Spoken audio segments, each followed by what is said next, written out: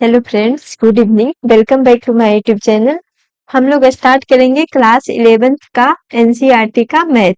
तो उसमें first chapter में जो है सेट्स के बारे में पढ़ना है।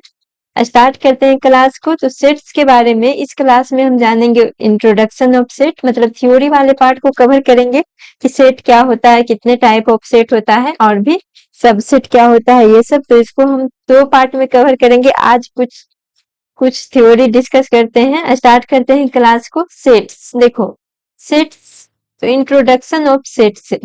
तो सेट्स होता क्या है सबसे पहले तो ये जानेंगे। तो यहाँ पे कुछ स्टेटमेंट दिया हुआ है, इसके अकॉर्डिंग देखते हैं। जैसे फर्स्ट स्टेटमेंट है odd natural number less than 10।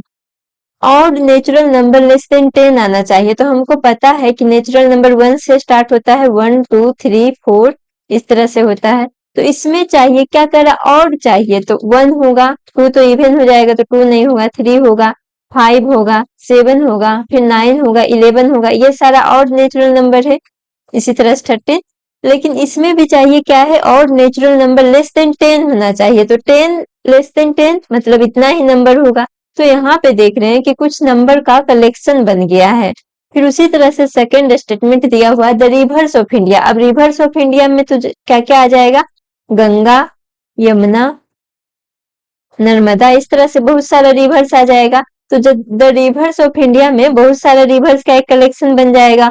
उसी तरह से थर्ड स्टेटमेंट में the vowels in the English alphabet, namely A E I U you. हम जानते हैं कि इंग्लिश अल्फाबेट में 5 वोवेल होता है। तो वो ए ई आई यू यू, ए भी एक कलेक्शन बन गया। वेरियस काइंड ऑफ ट्रायंगल, अब जितना भी वेरियस काइंड ऑफ ट्रायंगल्स कह रहा है तो जितना भी ट्रायंगल है सारे ट्रायंगल को, equilateral triangle, isosceles triangle, scalene triangle, right angle, सारे ट्रायंगल को कलेक्ट करेंगे तो वो ये वाला स्टेटमेंट का प्रूफ देगा कि various kind of triangles. Prime factor of 210। आप 210 का अगर प्राइम फैक्टर निकालेंगे तो 2 3 5 एंड 7।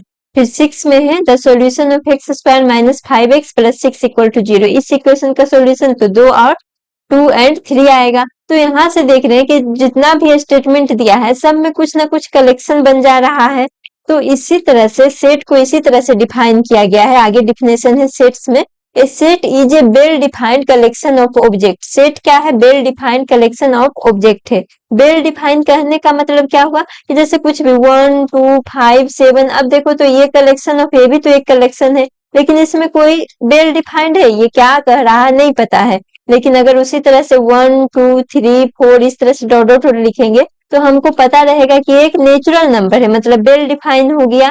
तो उसी तरह से जो सेट होता है कलेक्शन ऑफ ऑब्जेक्ट होता है, मतलब बहुत सारे जो जो जिसके अकॉर्डिंग स्टेटमेंट रहेगा उसके अकॉर्डिंग ऑब्जेक्ट हो जाएगा। जैसे इसमें नेचुरल नंबर पूछ रहा था तो नंबर को कलेक्ट किए, रिवर्स पूछ रहा है तो रिवर्स को कलेक्ट किए हैं। तो वही कह रहा है कि set is a well defined collection of object, मतलब सेट कलेक्शन, कोई चीज का well defined collection of object को हम लोग सेट बोलेंगे। अब इसके इससे कुछ पॉइंट है यहाँ पे दिया हुआ। द फ्लोइंग पॉइंट्स में बी नोटेड, या तो object element and members of a set are synonyms terms. कह रहा ऑब्जेक्ट एलिमेंट और नंबर, कोई भी सेट में या तो हम इसके एलिमेंट को, या तो जो भी आ रहा है इसको हम एलिमेंट बोले, या फिर ऑब्जेक्ट बोले, या फिर मेंबर बोले, सब एक ही को हम इसमें एलिमेंट को ही कहेंगे जो इसके अंदर। जैसे नेचुरल नंबर है तो इस सेट में कौन कौन सा ऑब्जेक्ट हो गया, तो 1 2 3 4 एलिमेंट भी बोलेंगे तो यही हो जाएगा। मतलब ये तीनों में से कोई एक बोल सकते हैं। हम लोग ज्यादा यूज करते हैं एलिमेंट का, मतलब जो बनाते हैं, आगे भी पढ़ेंगे तो एलिमेंट का ज्यादा यूज करेंगे। Set are usually denoted by capital letter. Set को हम लोग कैपिटल लेटर से डिनोट करते हैं, जैसे A B C X Y Z etcetera. Third में है the element of a set are represented by small letter. जो इसका एलिमेंट है या ऑब्जेक्ट है इसको हम लोग स्मॉल लेटर से रिप्रेजेंट करेंगे, स्मॉल ए small B small C X Y Z etcetera. अब देखो ये तो सेट हो गया। अब सेट का कुछ एग्जाम्पल देखेंगे। जैसे हम जानते हैं, ऐसे भी हम जानते हैं कि एन जो होता है नेचुरल नंबर का कलेक्शन होता है, 1 2 3 4 प्रीवियस क्लास में ही पढ़े हैं। तो यहाँ पे हम सेट पढ़े हैं तो एन को हम बोलेंगे कि set of all natural number. यहाँ पे कलेक्शन नहीं बोलेंगे, हम जानते हैं कि एन से टोटल नेचुरल नंबर को हम एन से डिनोट करते हैं, लेकिन यहाँ पे सेट पढ़ रहे हैं तो एन को हम रिप्रेजेंट करेंगे कि the set of all natural number, क्योंकि एन में भी होता है नेचुरल नंबर का कलेक्शन ही होता है। तो यहाँ पे कलेक्शन ना करके सेट बोलेंगे। उसी तरह से जेड हम जानते हैं कि इंटीजर होता है, तो जेड इक्वल टू हो जाएगा the set of all integer. ध्यान देना है यहाँ पे कि जेड है ये हमेशा कैपिटल में होना चाहिए, क्योंकि सेट को जो रिप्रेजेंट करता है हमेशा कैपिटल लेटर रिप्रेजेंट करता है। उसी तरह से कैपिटल क्यू है the set of all rational number, capital R the set of real number. बस जो हम नंबर्स पढ़े हैं उसी को यहाँ पे हम सेट बोलेंगे। जेड प्लस है the set of positive integer, जैसे जेड को इंटीजर माने हैं तो यहाँ जेड ऊपर में पॉजिटिव साइन है तो पॉजिटिव इंटीजर रहेगा, ऊपर में अगर निगेटिव का माइनस का साइन रहेगा तो निगेटिव इंटीजर होगा। Q प्लस है the set of positive rational number and R plus the set of positive real number. मतलब वही कह रहा है कि यहाँ पे कलेक्शन ना कह करके सेट कहा गया है। सेट भी कह रहा है तो collection of all positive real number हो जाएगा, तो ये तो हो गया सेट। अब सेट को रिप्रेजेंट कैसे करेंगे, कैसे हम कहेंगे कि ये सेट है। देखो अगर सेट है यहाँ पे एक चीज और है कि if A is an element of a set ए, अगर ए कोई सेट ए का, देखो कैपिटल लेटर में सेट को रिप्रेजेंट किया है और इसका एलिमेंट जो है इसको स्मॉल में किया है, तो कह रहा है कि अगर ए कोई सेट ए का एक एलिमेंट है तो हम लोग कहेंगे कि a belongs to A. The Greek symbol epsilon is used to denote the phrase belongs to. अब बिलोंग्स टू कहने का मतलब हो गया एक ग्रीक सिंबल है इप्सिलॉन, इसका क्या मतलब होता है, तो इसका मतलब होता है बिलोंग्स टू। इसको रिप्रेजेंट करने के लिए इप्सिलॉन का यूज करते हैं। Thus we write a belong to A, या फिर ए बिलोंग टू ए, इसका मतलब क्या हो गया कि ए एक कोई सेट है उसका एक एलिमेंट ए है। जैसे देखो एन में तो 1 2 3 4 नेचुरल नंबर का सेट यही होगा, तो यहाँ पे हम लिख सकते हैं 1 जो है इस नेचुरल नंबर का एक एलिमेंट है, तो 1 बिलोंग्स टू एन, मतलब कि एन सेट में जो 1 है इस सेट का एक एलिमेंट जो है 1। उसी तरह से 2 बिलोंग्स टू एन। अगर यहाँ पे कहेगा B is not an element of set है, अब देखो तो इसमें माइनस वाला तो आता नहीं नेचुरल नंबर में, तो अगर -1 कहेगा तो ये तो नेचुरल नंबर से बिलोंग नहीं करेगा, तो बस इप्सिलॉन को एक क्रॉस मार्क से कट कर देंगे तो इसका मतलब हो जाएगा, जैसे इप्सिलॉन का मतलब बिलोंग्स टू होता है, इप्सिलॉन को अगर कट एक क्रॉस से कट करेंगे तो इसका मतलब होगा कि b does not belong to A. तो ये ध्यान रखना है कि एलिमेंट कोई सेट में बिलोंग कर रहा है तो हम कैसे उसको रिप्रेजेंट करेंगे। अब देखो सेट को, कोई सा भी सेट है तो उसको दो फॉर्म में हम लोग रिप्रेजेंट कर सकते हैं। There are two method of representing a set.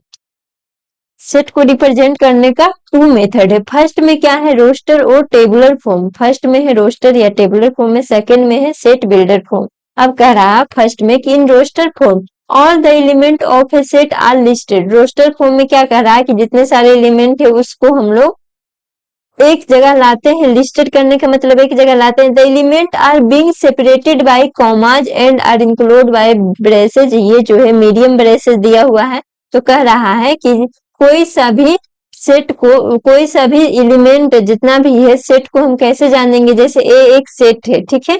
अब इसको इस तरह से लिखा गया है कि ए में 1 2 3 4 5 इतना है, तो अब हम जैसे ही देखेंगे कि ए एक कलेक्शन ऑफ नंबर से, और ये कलेक्शन ऑफ नंबर एक स्मॉल ब्रेसेस से, ब्रेसेस के अंदर लिखा हुआ है और सबके बीच कॉमा लगा हुआ है, तो इसको बोलेंगे कि ये सारा जो है ये सेट का ये सारा एलिमेंट है। और ये किस फॉर्म में लिखा हुआ है सेट को, तो रोस्टर या टेबुलर फॉर्म में लिखा हुआ है।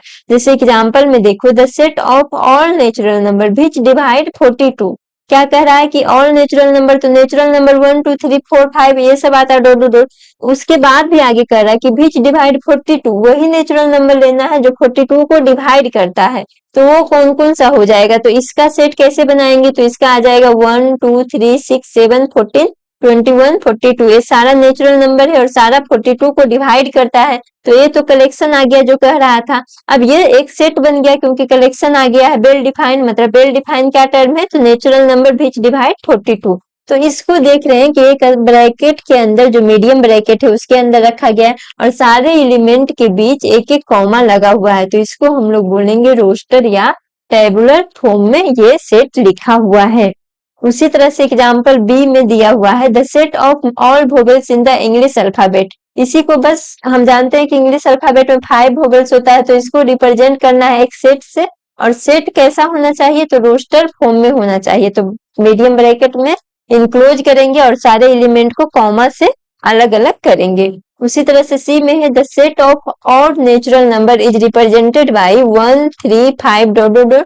The set of odd natural number कैसे रिप्रेजेंट करेंगे, तो टेबुलर फॉर्म में ब्रैकेट दे देंगे 1 3 5 डॉट डॉट डॉट, इस तरह से हम लोग रिप्रेजेंट करेंगे। और यहाँ पे ऑड नेचुरल नंबर मतलब सारा ऑड नेचुरल नंबर, तो इसको हम लोग सारा को तो एक साथ लिख नहीं सकते हैं, तो इसको डॉट डॉट डॉट मतलब ये आगे और कंटिन्यू हो रहा है, तो ये हो गया रोस्टर या टेबुलर फॉर्म। अब इसमें देखो तो नोट क्या करना है कि ऐसा नहीं है अगर हम इसको ऐसे जैसे ए आई ओ यू है, तो ऐसा नहीं है कि स्टार्टिंग से ही मतलब एक फॉर्म में ही लिखे, हम ऐसे भी लिख सकते ए आई ओ ई क्यू ई, किसी भी तरह से लिख सकते हैं, बस जो कह रहा है वो सारा एलिमेंट इसमें होना चाहिए। ऐसा नहीं कि इसमें 1 2 3 6 ये क्रम में ही मतलब एक ऑर्डर में ही लिखे, हम कहीं भी लिख सकते हैं। तो यही नोट में लिखा हुआ है कि in roster form the order in which the element are listed is immaterial. Immaterial कहने का मतलब हुआ कि कहीं भी लिख सकते हैं, बस सारा एलिमेंट आना चाहिए। लिखने का ऑर्डर से मतलब नहीं है कि असेंडिंग या डिसेंडिंग ऑर्डर में, ऑर्डर से कोई मतलब नहीं, बस सारा एलिमेंट उसमें होना चाहिए। And generally note repeated. Note repeated कहने का मतलब क्या है कि जैसे देखो एक आएगा स्कूल, अब कहेगा कि इस स्कूल जो है इसमें सेट ऑफ लेटर्स निकालना है। सेट ऑफ लेटर्स कौन, set of letters of school. तो इसमें देखो तो क्या आ जाएगा set of letters of school में, तो इसमें कितना लेटर है, तो एक एस है, एक सी है, एक एच है, इसको रोस्टर फॉर्म में लिख रहे हैं, एक ओ है, देखो ओ डबल बार है, तो ऐसा नहीं है हमको सिर्फ लेटर का सेट बनाना है, तो ओ डबल बार से हमको मतलब नहीं है, इसको एल, तो इसका यही हो गया कि ये जो है रिपीट नहीं होता है। जो रोस्टर फॉर्म में हम लोग लिखते हैं उसमें जो एलिमेंट होता है उसको कहीं भी रख सकते हैं और उसको रिपीट नहीं, मतलब अगर एक एलिमेंट को 2 बार रिपीट नहीं कर सकते हैं, तो इतना ध्यान रखना है रोस्टर फॉर्म में सेट को कैसे रिप्रेजेंट करते हैं। अब इसी का सेकेंड जो फॉर्म है वो है सेट बिल्डर फॉर्म। तो इसमें क्या करेंगे कि इन set builder form all the element of a set possess a single common property which is not possessed by any element outside the set। अब सेकंड में है देखो दोनों में तो सेट को ही लिखना है, बस लिखने का तरीका अलग अलग है कि कैसे हम किस फॉर्म में, फॉर्मेट अलग अलग दिया हुआ है। तो इसमें क्या कह रहा है कि all the element of a set possess a single common property, जैसे जिसमें हम जानते हैं, जैसे इसमें भी देखो कि कोई सा भी एक कॉमन प्रॉपर्टी एलिमेंट में कॉमन प्रॉपर्टी आ रहा है, तभी तो ये बिल डिफाइंड है। कॉमन प्रॉपर्टी कहने का मतलब कि यहाँ जैसे देखो सारा नेचुरल नंबर है और क्या है, तो सारा 42 को 42 से डिवाइड हो रहा है। तो उसी तरह से यहाँ देखो कि सारा वोवेल है और सारा मतलब ये पांचों वोवेल है, मतलब एक कॉमन प्रॉपर्टी है। जितना भी सेट लिखते हैं वो वेल डिफाइंड कहने का मतलब सारा में एक कॉमन प्रॉपर्टी है। तो अब जैसे देखो अब कह रहा है कि and is not possessed by any element outside the set, और उसके बाहर वाले का जितना मतलब जितना हम एलिमेंट सेट में डाले हैं उसके बाहर कोई सा भी एलिमेंट है तो वो प्रॉपर्टी उसमें नहीं मिलेगा। श्योर है कि बीच डिवाइड 42, 42 के आगे कोई सा भी नंबर लेंगे तो ये नेचुरल नंबर तो होगा, लेकिन ये 42 से डिवाइड नहीं होगा। कहने का मतलब इतना तक ही, इतना ही नंबर जो है नेचुरल नंबर होने के साथ साथ 42 से डिवाइड है। तो यहाँ पे अब इसको लिखेंगे कैसे, for example in the set A E I U U all the element possess a common property namely each of them is a vowel. ठीक है, ए ई आई यू में सारा इंग्लिश अल्फाबेट का वोवेल है और बाकी ए E I you O you को छोड़ करके बाकी कोई सा भी वोवेल नहीं है, मतलब कॉमन प्रॉपर्टी है ए ई आई यू का। तो इसको हम लिखेंगे कैसे, देखो अगर इसी को हम लोग लिखे थे रोस्टर फॉर्म में तो कैसे लिखे थे, एक मीडियम ब्रैकेट दिए थे और सारे एलिमेंट को कॉमास से अलग करके लिख दिए थे। अब देखो वही चीज है, ए आई सेट सेम ही है लेकिन लिखने का तरीका जो है मेथड डिफरेंट है। तो इसको हम कैसे लिखेंगे, तो इस सेट को हम रिप्रेजेंट करते हैं कैपिटल भी से। ठीक है, तो कैपिटल भी मतलब वोवेल है हो गया, इक्वल टू, इसको भी हम लोग मीडियम ब्रैकेट में लिखेंगे लेकिन इसमें सारा एलिमेंट को नहीं लिखेंगे। इसमें क्या लिखे हैं, एक्स जो जो भी होगा x is to, x is a vowel in English alphabet, x is यहाँ पे ये कॉलन देंगे और एक सीजे वोवेल इन इंग्लिश अल्फाबेट। तो यहाँ पे जो हो जाएगा इसी तरह से लिखेंगे, पहले एक्स कहने का मतलब जो एलिमेंट है और उसके बाद जो ये है उस एलिमेंट को डिफाइन कर रहा है। तो यहाँ पे क्या हो जाएगा, एक्स होना चाहिए, एलिमेंट एक्स होना चाहिए और एक्स को क्या होना चाहिए, वोवेल इन इंग्लिश अल्फाबेट। तो इसका अगर रोस्टर फॉर्म में लिखेंगे तो AEIOU, यही मतलब हुआ इसका कि एलिमेंट जो है वो इंग्लिश अल्फाबेट का वोवेल है, तो ये हो गया। उसी तरह से है, जैसे देखो a इक्वल टू दिया हुआ है x is a natural number and 3 less than x less than 10। अब इसको पढ़ेंगे कैसे, is read as the set of all x such that x is a natural number. ये जो है सेट ऑफ ऑल x, जितना भी है x मतलब element, the set of all x such that x is a natural number होना चाहिए, और 3 less than x less than 10 कहने का मतलब x का वैल्यू 3 से ज्यादा होना चाहिए और 10 से कम होना चाहिए, मतलब x का वैल्यू 3 और 10 के बीच में लाई करना चाहिए। तो क्या हो जाएगा, नेचुरल नंबर तो हम जानते हैं 1 2 3 4 होता है, तो जो भी इसका आंसर होगा, हेंस द नंबर्स, इसमें क्या क्या नंबर आ जाएगा, तो नंबर आ जाएगा 3 से ग्रेटर देन, तो 3 से ग्रेटर देन 4 5 6 7 8 और 10 से लेस देन मतलब 9। तो ये सारा इस सेट का एलिमेंट हो जाएगा। रोस्टर फॉर्म में हमको एलिमेंट सीधे सीधे पता चल जा रहा था, लेकिन जो है सेट बिल्डर फॉर्म में एक डिफिनेशन के रूप में दिया हुआ और उससे हमको एलिमेंट को पता करना पड़ता है। अब देखो तो इसमें जो हम लोग सेट बिल्डर फॉर्म में ये लिखे थे, तो इसमें सारा 3 जो एग्जांपल लिए थे इसमें सारे में एलिमेंट पता था। अब इसको सेट बिल्डर फॉर्म में कैसे लिखेंगे, तो पहला क्या था, set of all natural number which divide 42 is, तो इसको क्या लिखेंगे, x is equal to x is to x is a natural number which divide 42, वही को लिख दी, उसमें सारा एलिमेंट पता था। b equal two by is a vowel in English alphabet, देखो बाई ये ब्रैकेट के अंदर वाला सारा एलिमेंट को रिप्रेजेंट करता है। c equal to z is an odd natural number. तो ये हो गया सेट का रिप्रेजेंट करने का दो मेथड, सेट बिल्डर फॉर्म और रोस्टर फॉर्म। अब देखो तो सेट को रिप्रेजेंट करने, अब टाइप ऑफ सेट, कितने तरह के सेट होते हैं, तो सबसे पहला में है इम्पटी सेट। इम्पटी कहने का मतलब हमको ऐसे ही पता चल रहा था, खाली मतलब उसमें कुछ नहीं होगा, तो इसका डिफिनेशन है a set which does not contain any element is called the empty set और द नल सेट और द वॉइड सेट। अब कह रहा इम्पटी सेट ही है, मतलब उसमें कुछ नहीं है, खाली है, तो खाली क्या रहेगा, एलिमेंट नहीं रहेगा, तो इसमें कोई सा भी एलिमेंट, वैसा सेट जिसमें कोई एलिमेंट नहीं होगा तो उसको हम बोलेंगे इम्पटी सेट, या फिर इसी को नल सेट या वॉइड सेट। इसको डिनोट कैसे करते हैं, इट इज डिनोटेड बाई, ये भी एक ग्रीक लेटर है, इसको हम फाई से डिनोट करते हैं, फाई का मतलब इम्पटी सेट हो जाएगा। तो अब इसका एग्जांपल देख लेते हैं। फर्स्ट में देखो तो ये सारा में एलिमेंट नहीं पता चल रहा है, तो मतलब कौन सा फॉर्म है, सेट बिल्डर फॉर्म में लिखा हुआ है।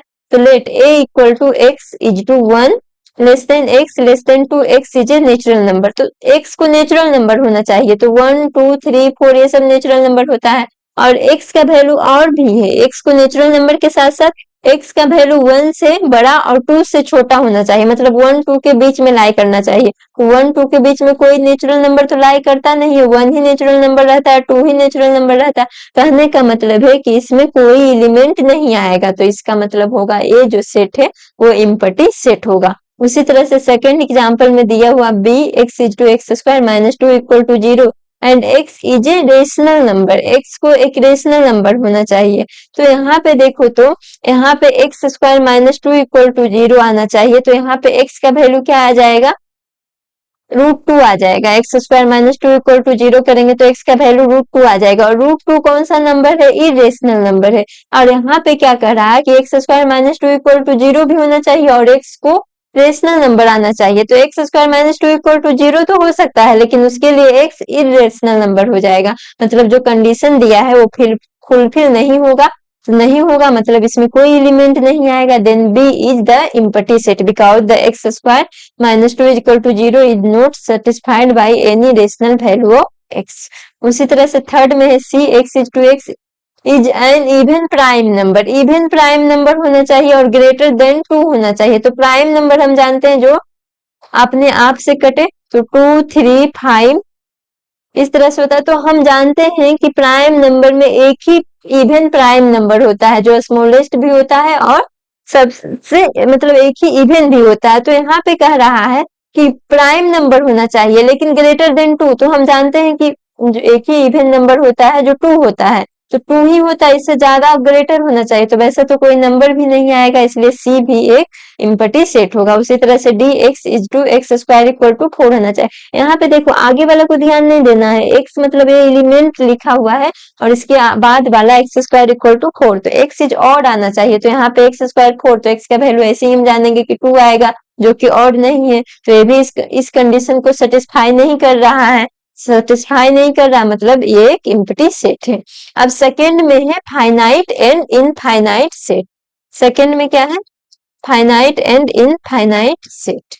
तो फाइनाइट सेट ऐसे ही पता चला कि फाइनाइट सेट जिसमें फाइनाइट नंबर ऑफ एलिमेंट होगा, सारा एलिमेंट के बेसिस पे ही है, कि ए सेट विच इज एम्प्टी और consist of A definite number of element is called finite, otherwise the set is infinite. मतलब जिसमें कोई फाई होगा मतलब एम्प्टी सेट होगा, या फिर जिसमें एक डिफाइंड नंबर में एलिमेंट होगा, तो उसको हम लोग बोलेंगे फाइनाइट सेट, अदरवाइज वो एक इनफाइनाइट सेट हो जाएगा। एग्जांपल देख लेते हैं, इसे आसानी से समझ में आ जाएगा। Let W be the set of the days of the week. W क्या है? Set of days of the week है, तो हमको पता है कि वीक में कितना डेज होता है, तो 7 होता है, तो कैलकुलेटेड है, तो यहाँ से आसानी से पता चल जाएगा कि W मतलब 7 आ जाएगा, तो W एक फाइनाइट है सेट होगा। उसी तरह से let S be the set of solution of the equation. S को कह रहा है कि सॉल्यूशन ऑफ इक्वेशन है x square minus 16 equal to 0, तो हमको यहाँ से भी पता चल जाएगा कि x का सॉल्यूशन 4 आएगा, मतलब x का वैल्यू, जहां वैल्यू पता चल जा रहा है कि कितना वैल्यू होगा, तो उसको हम लोग बोलेंगे फाइनाइट सेट है। उसी तरह से let G be the set of point on a line, then G is infinite. क्या कहना है कि G जो है एक लाइन पे पॉइंट का सेट है, तो हम जानते हैं जैसे नंबर लाइन पर है और जैसे 1 2 पर है, तो 1 2 के बीच में 1.5, फिर 1.5 से बीच में इसमें भी तो 1.1 1.2, फिर जैसे 1.2 1.3 के बीच में इसमें भी हो जाएगा 1.21 1.2 को। इस तरह से हम जानते हैं कि नंबर लाइन पे बहुत सारे पॉइंट रहते हैं, जिसको हम डिफाइन नहीं कर सकते हैं कि वो एग्जैक्टली कितना वैल्यू आएगा उसका, तो इसीलिए इस सेट को बोलेंगे, जी को इनफाइनाइट सेट बोलेंगे। आगे कुछ और है, पहला सेट ऑफ नेचुरल नंबर, तो सेट ऑफ नेचुरल नंबर तो ऑलरेडी इनफाइनाइट होगा, क्योंकि 1 2 3 बहुत सारा नेचुरल नंबर रहता है, हम कितना लिखेंगे, इसीलिए पूरा को लिख नहीं सकते वैल्यू को, तो इसको हम बोलेंगे set infinite set. Odd natural number ये भी इनफाइनाइट होगा। सेट ऑफ इंटीजर हमको पता है बहुत सारा इंटीजर होता है, तो ये भी इनफाइनाइट सेट होगा। अब थर्ड में है इक्वल सेट। इक्वल सेट किसको कहेंगे? इक्वल से पता चल रहा है कि दो सेट अगर इक्वल होगा, सारा एलिमेंट के बेसिस पे डिफाइंड है, तो जब दोनों का एलिमेंट सेम रहेगा, जैसे देखो two sets and B are said to be equal if they have exactly the same element and B write A equal to B, otherwise the set are said to be unequal। otherwise set को हम लोग unequal बोलेंगे, और उसको कैसे represent करेंगे, तो A not equal to B।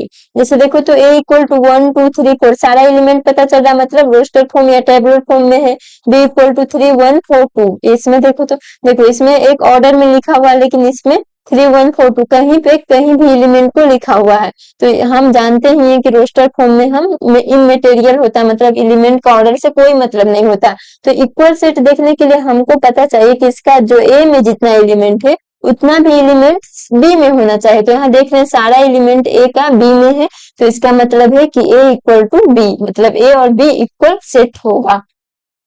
Late A be, second example है, let A be the set of prime number less than 6। A कह रहा है set of prime number less than 6, तो प्राइम नंबर हम जानते हैं 2 3 5 7 होता है, तो लेस देन 6 में कितना आ जाएगा? प्राइम नंबर 2 3 5 आ जाएगा। उसी तरह से पी कह रहा है set of prime factor of 30 का फैक्टर, तो 30 का फैक्टर क्या होगा? 2 इंटू 6 इंटू 5, तो 6 को लिखेंगे 2 इंटू 3 इंटू 5। अब देखो तो ये सारा 2 3 5 ये प्राइम फैक्टर आ जाएगा, प्राइम नंबर, तो P भी आ रहा है 2 3 5। अब देख रहे हैं A का जो एलिमेंट है और P का एलिमेंट दोनों इक्वल है, तो इक्वल है कहने का मतलब A इक्वल टू P आ जाएगा।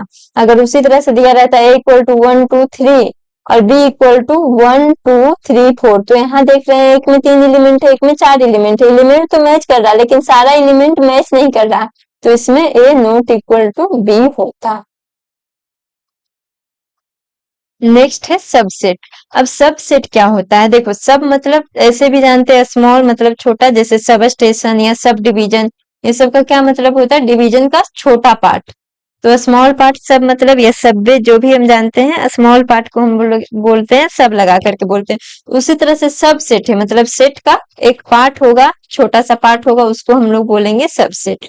अब कह रहा है a set A is said to be the subset of a set B. कह रहा है दो सेट है ए और बी, दो सेट है। कह रहा है कि ए को हम बी का सबसेट कब बोलेंगे of B, A is said to be a subset of a set B if every element of A is also an element of B। क्या कह रहा है कि every element A का every element B में present होना चाहिए। देखो एक छोटा सा पार्ट समझो कि जैसे देखो डिवीजन, सब डिवीजन मतलब डिवीजन, या फिर सपोज करो कि बिहार है, जैसे ये बिहार है, बिहार एक स्टेट है, तो इसमें कहीं पे इसका कैपिटल पटना आएगा। तो जो इसका पटना जो है, पटना क्या है, बिलोंग्स टू बिहार होता है, मतलब पटना बिलोंग्स टू बिहार होता है। जैसे बिहार का एक पार्ट पटना है कि नहीं, पटना का एक पार्ट बिहार नहीं है, मतलब इसमें बिहार में इंक्लूडेड है पटना। तो यहाँ पे हम कह सकते हैं कि पटना जो है बिहार का सबसेट है, Patna is subset of Bihar, क्योंकि इसी का एक पार्ट है। तो उसी तरह से कहने का क्या मतलब हुआ कि जो पटना का है सारा एरिया, एरिया बेसिस पे हम कंसीडर कर रहे हैं, तो पटना का सारा एरिया इस बिहार में प्रेजेंट है। तो उसी तरह से कहेंगे कि ए जो होगा बी का सबसेट कब होगा, जब ए का टोटल एलिमेंट बी में प्रेजेंट होगा। जैसे देखो इफ एवरी एलिमेंट ऑफ ए, जैसे पटना का टोटल एरिया, ऐसा थोड़ी ना कहेगा कि बिहार का टोटल एरिया पटना में, तो ये तो होगा ही नहीं, पॉसिबल ही नहीं है, क्योंकि पटना जो है सब सेट है। सब सेट कहने का मतलब छोटा वाला पार्ट है, तो जो छोटा वाला पार्ट होगा वही बड़ा वाला पार्ट में से ही टूट करके बना होगा, या बड़ा वाला पार्ट में भी कहीं एक जगह पे होगा। तो वही कहने का मतलब है कि जो जिसका सबसेट होगा उस सेट का सारा एलिमेंट दूसरे सेट में होना चाहिए। तो जैसे देखो इसको एग्जांपल से आगे समझ लेंगे। इन अदर वर्ड्स ए, देखो जैसे हम लोग उसमें एप्सिलॉन से बिलोंग्स टू रिप्रेजेंट करते थे, एक सिंबल इस तरह से है, ए सबसेट है बी का, मतलब ए सबसेट है बी का। तो यहाँ पे जो जिसका सबसेट रहता है, जैसे पटना, अब इसके बाद वाला पटना बिलोंग्स टू बिहार, तो उसी तरह से हम लोग लिखते हैं पटना सबसेट इप्सिलॉन का मतलब बिलोंग्स टू बिहार। तो पटना सबसेट है बिहार का, मतलब आगे वाला सेट जो होगा सबसेट होगा, ये बड़ा वाला पार्ट हो जाएगा और आगे वाला छोटा वाला पार्ट हो जाएगा। तो यही कह रहा है कि ए सबसेट होगा बी का if whenever a belongs to A. अब ए क्या है, कह रहा है कि ए में एक एलिमेंट है ए, तो बी में भी वो एलिमेंट होना चाहिए, जैसे बी में बी सी डी एलिमेंट है, तो ये जब ए एलिमेंट रहेगा, जैसे ए का जो एलिमेंट ए है ये बी में भी प्रेजेंट होना चाहिए, तभी ना। जैसे ए पटना का एरिया बिहार में प्रेजेंट है, उसी तरह से ए का जिस सेट को हम सबसेट मान रहे हैं दूसरे सेट का, उसका वाला जो एलिमेंट है दूसरे सेट में प्रेजेंट रहेगा। तो वही लिखा गया है कि whenever a belongs to A, तो इसका कहने का मतलब क्या है, ए बिलोंग्स टू ए मतलब एलिमेंट है ए सेट का, उसी तरह से then A belongs to B. देखो जब सबसेट है ही है, तो जब ए का एलिमेंट ए है स्मॉल ए, तो इसका मतलब जो स्मॉल ए है वो एक बी का एलिमेंट भी है।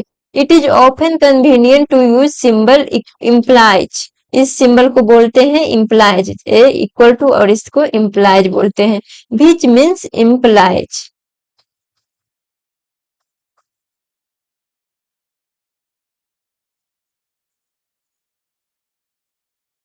देखो विच मीन्स इम्प्लाइज कहने का मतलब हुआ।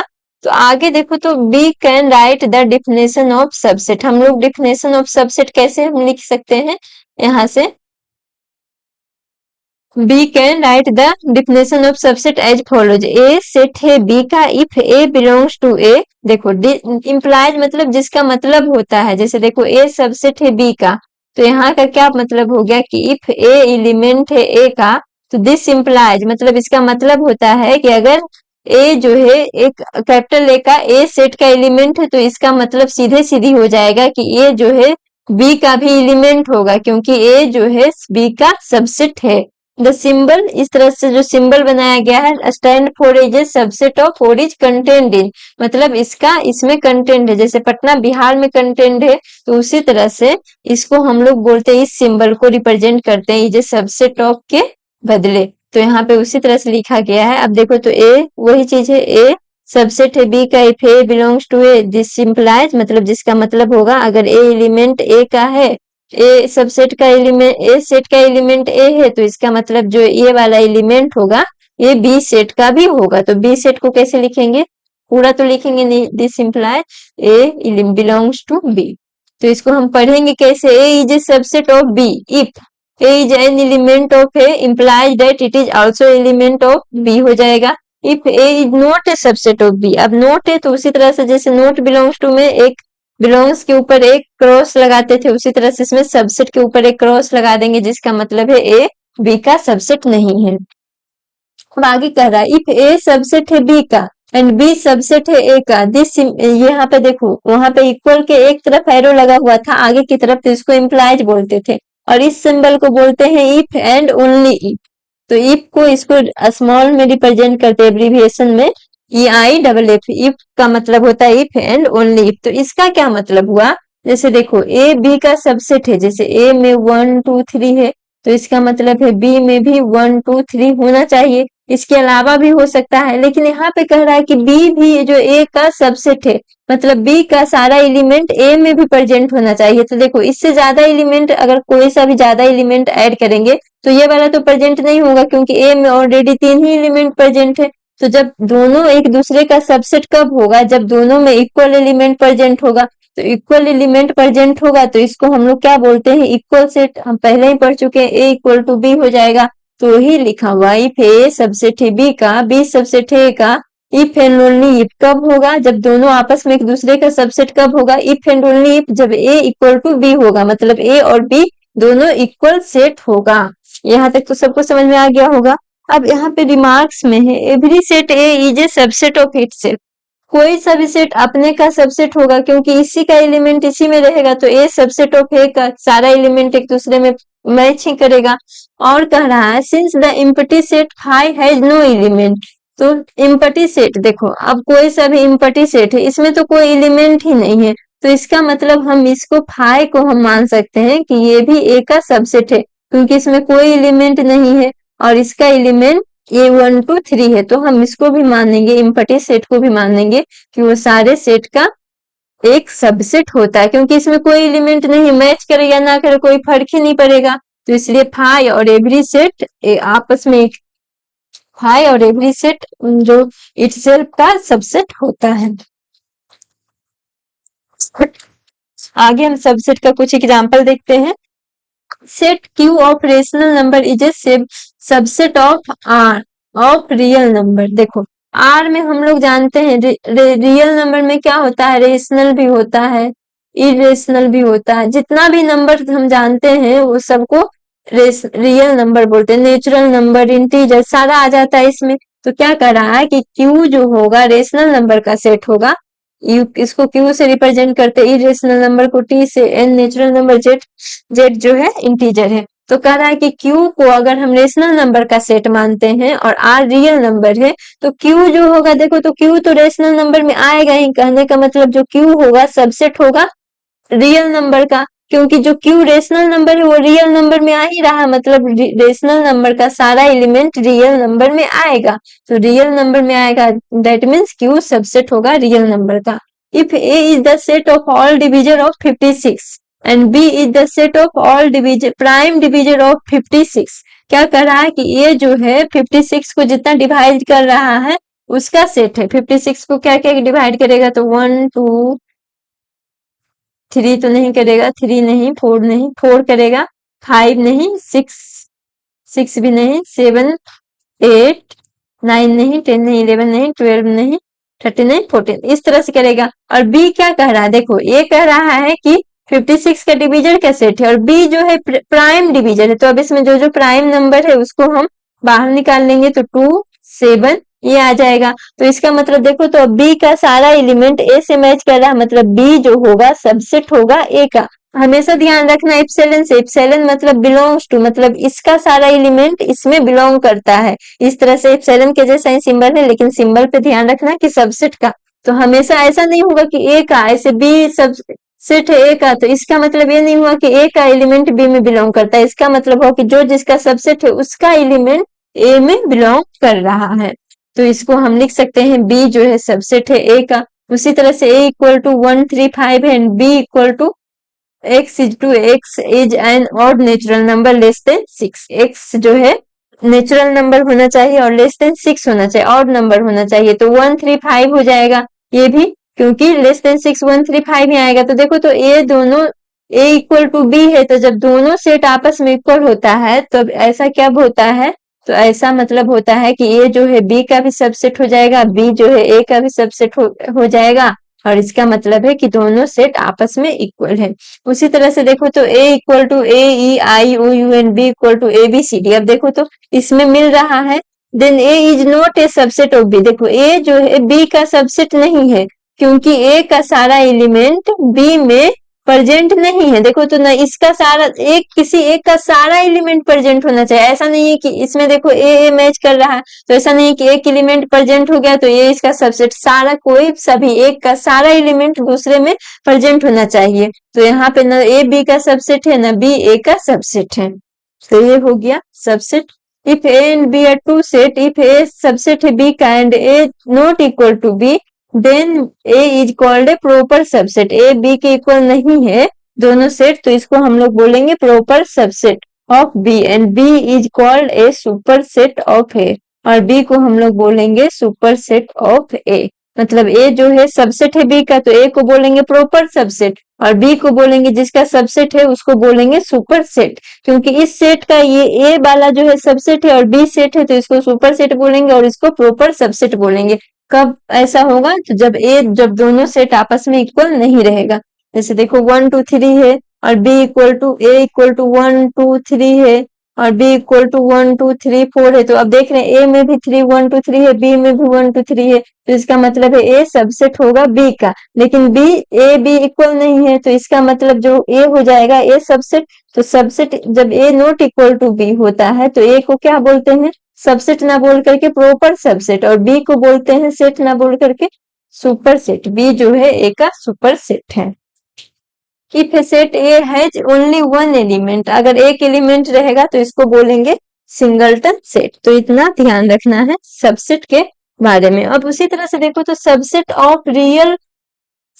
Of set of real number. Real number का सबसेट क्या होता है, तो एन जो होता है नेचुरल नंबर, जेड जो होता है इंटीजर होता है, क्यू जो होता है rational number, R real number, T को हम लोग यहाँ पे इरेशनल नंबर से रिप्रेजेंट करते हैं, टी से इरेशनल नंबर को रिप्रेजेंट करते हैं। तो देखो तो n बिलोंग्स टू जेड हो जाएगा, n जो होगा सबसेट होगा जेड का, क्योंकि n में क्या क्या आता है 1 2 3, और जेड में क्या क्या आता है तो -1 -1 0, इसके आगे भी कुछ कुछ, और 1 2 3। तो जो n है देखो 1 2 3 डॉट डॉट आएगा, जेड में भी 1 2 3 डॉट डॉट आ रहा है, तो n जो हो जाएगा सबसेट होगा जेड का, और जेड जो होगा सबसेट होगा क्यू का। क्यू मतलब रेशनल नंबर, तो क्यू मतलब जो जितना भी है -1/1 भी लिख सकते हैं, 0 को 0/1 भी लिख सकते हैं, 2/1 भी लिख सकते हैं, मतलब सारा जितना भी इंटीजर है उसको हम लोग रेशनल नंबर में लिख सकते हैं। यहाँ पे क्यू प्लस नहीं दिया हुआ, अगर प्लस रहता तो पॉजिटिव तब नहीं होता, क्योंकि इंटीजर में निगेटिव और पॉजिटिव दोनों आता है। यहाँ पे ओनली क्यू दिया है, तो इसका मतलब हो जाएगा जेड जो है सबसेट है क्यू का, क्योंकि जेड में जितना भी एलिमेंट है वो क्यू में भी प्रेजेंट है। उसी तरह से क्यू जो सबसेट हो जाएगा रियल नंबर, यहाँ तो इसको पहले ही पढ़े कि क्यू रेशनल नंबर रहता है और real number rational number irrational number से मिलकर के बनता है, तो क्यू ये पहला भी एग्जाम्पल में सबसेट का देखे हैं। टी टी भी हो जाएगा, क्योंकि जो रियल नंबर है रेशनल इरेशनल दोनों नंबर से बनता है, तो जो इरेशनल नंबर होगा वो भी सबसेट होगा रियल नंबर का। Natural number not a subset of irrational number, पता है, क्योंकि इरेशनल नंबर √2 √5 इस तरह से होता है, तो इरेशनल नंबर नेचुरल नंबर में तो हम लोग कंसीडर करते हैं, तो यहाँ पे एक भी एलिमेंट इससे मैच नहीं करेगा, मतलब natural number not a subset of irrational number. तो ये हो गया रियल नंबर का सबसेट। अब देखो तो रियल नंबर में बहुत सारा नंबर आता है, तो इसमें कुछ कुछ नंबर को लेकर के रिप्रेजेंट करेंगे, तो इसको हम बोलेंगे interval as subset of R. जैसे देखो let A b belongs to R, दो एलिमेंट है रियल नंबर में, बिलोंग कर रहा है, ए लेस देन बी है, ए जो है लेस देन बी है। लेस देन बी कहने का मतलब क्या हुआ, जैसे नंबर लाइन है तो ए लेस देन बी, तो ए पहले आ रहा है बी बाद में आ रहा है, यहाँ पे इसको बनाने के लिए कंसीडर कर लिया गया है कि ए लेस देन बी है। Then the set of real number y is to. अब सेट ऑफ रियल नंबर हम कैसे लिखेंगे, ये देखो तो सेट बिल्डर फॉर्म में लिखा हुआ, तो एलिमेंट होना चाहिए बाई इज टू और दो ही एलिमेंट है ए बी, और ए को जो होना चाहिए लेस देन बी होना चाहिए। तो अब इसको कैसे रिप्रेजेंट करेंगे, तो वही है, अगर y to a less than y less than b, तो इसको बोलेंगे ओपन इंटरवल। अब ओपन इंटरवल का मतलब क्या होता है, is denoted by open small bracket है, उसमें ए बी दोनों एलिमेंट को रखा गया है। तो all the point between a and b belong to the interval a b. अब कह रहा है कि जैसे इसका मतलब ऐसे भी लिखा हुआ less than y less than b, मतलब बाई का वैल्यू ए से ज्यादा होना चाहिए, बी से ग्रेटर देन होना चाहिए, और ए से लेस देन का इक्वल नहीं लगा हुआ, मतलब ए बी तो होगा नहीं। तो वही लिखा हुआ, इसको कैसे रिप्रेजेंट करेंगे, ओपन इंटरवल में, और ओपन इंटरवल को स्मॉल ब्रैकेट में। इसका मतलब है कि ए से बी के बीच का सारा मिले, जैसे 1 से 5 लिखा हुआ है इस तरह से, ये एक रेशनल नंबर का इंटरवल है। तो इसको 1 से 5 लिखने का मतलब, इंटरवल में लिखने का मतलब क्या हो गया, इसमें कितना एलिमेंट रहेगा, तो 2 3 4 होगा, 1 5 1 और 1 और 5 इंक्लूड नहीं होगा। तो वही चीज लिखा हुआ कि स्मॉल ए बी का मतलब होता है all the point between a and b belong to the interval a b, but a b themselves belong do not belong to this interval. देखो इक्वल रहता तब तो इंटरवल मतलब कि ए बी भी बिलोंग करता, लेकिन इक्वल नहीं है। उसी तरह से अगर एंड पॉइंट, इंटरवल को एंड पॉइंट क्लोज इंटरवल बोलेंगे, तो उसको कैसे बोलेंगे, कैपिटल ब्रैकेट में डिनोट करेंगे ए बी से, और इसका मतलब हो जाएगा ओपन में, मतलब वो दोनों जो भी लेटर है वो दोनों के बीच वाला बिलोंग कर रहा है। लेकिन अगर क्लोज इंटरवल रहेगा, मतलब इसके साथ ए भी इंक्लूड है, बी भी इंक्लूड है। उसी तरह से देखो तो आगे में लिखा हुआ है, ऐसे लिखा हुआ, पहले ए है फिर बी है, उसके बाद स्मॉल ब्रैकेट है, कहने का मतलब a less than equal to x होगा, लेस देन बी होगा कि नहीं, क्योंकि ए भी इंक्लूड है। उसी तरह से पहले अगर स्मॉल है बाद में कैपिटल है, कहने का मतलब बाद वाला टर्म भी उसमें इंक्लूड है।